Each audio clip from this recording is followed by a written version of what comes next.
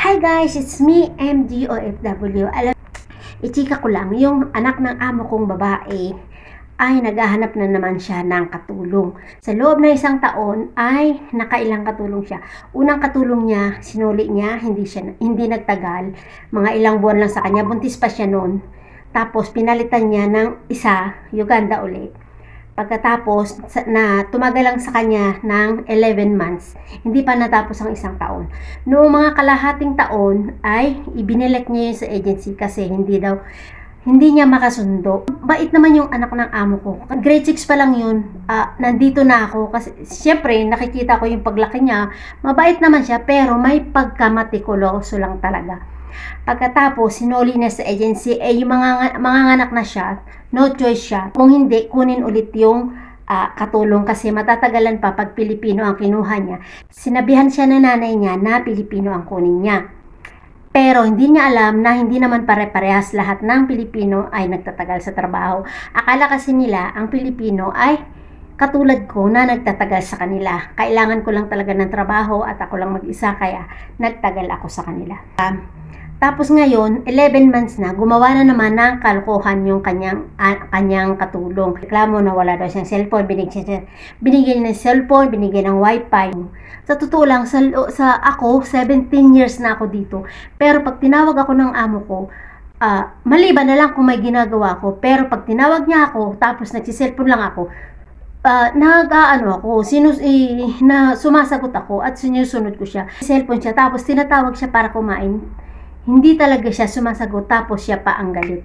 Asawa ng anak ng amo ko, yun na ang nagalit. Ay hindi naman yung mapipigilan pag nagalit. Tapos ngayon pinalabas na ng bahay. Tapos sinuli na sa agency. Tapos ngayon naghahanap sila ng katulong na Pilipino. Alam nyo ba, nakalimang biodata na siya na pinasa sa akin. Pagkatapos ako ang pipili, pinapakita niya sa akin kung okay ba to, tapos ako ang una niyang pinapakausap, pinapatingin niya sa akin kung okay. Tapos sinasabi ko naman, hindi mo naman masasabi na mabait yan kasi hindi mo pa nakakasama. Tinanong ko siya, sabi ko, bakit hindi nagtatagal sa'yo ang katulong mo? Sinisigawan mo ba? Minamaltrato mo ba? Sabi ko gano'n sa kanya.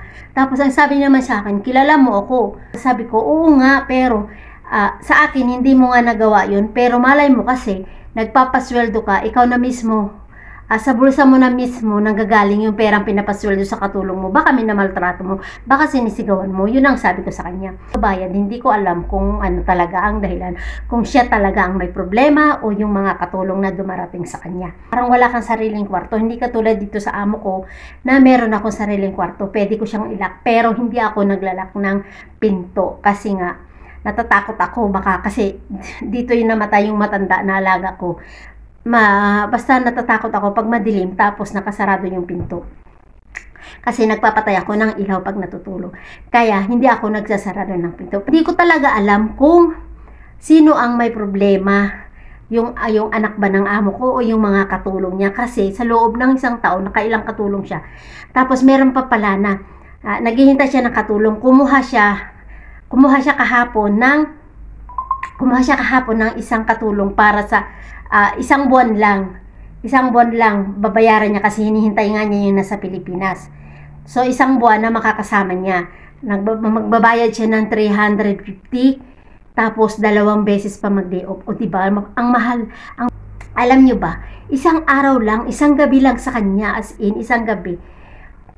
Pumunta dito, pinakilala. Tapos, kinabukasan,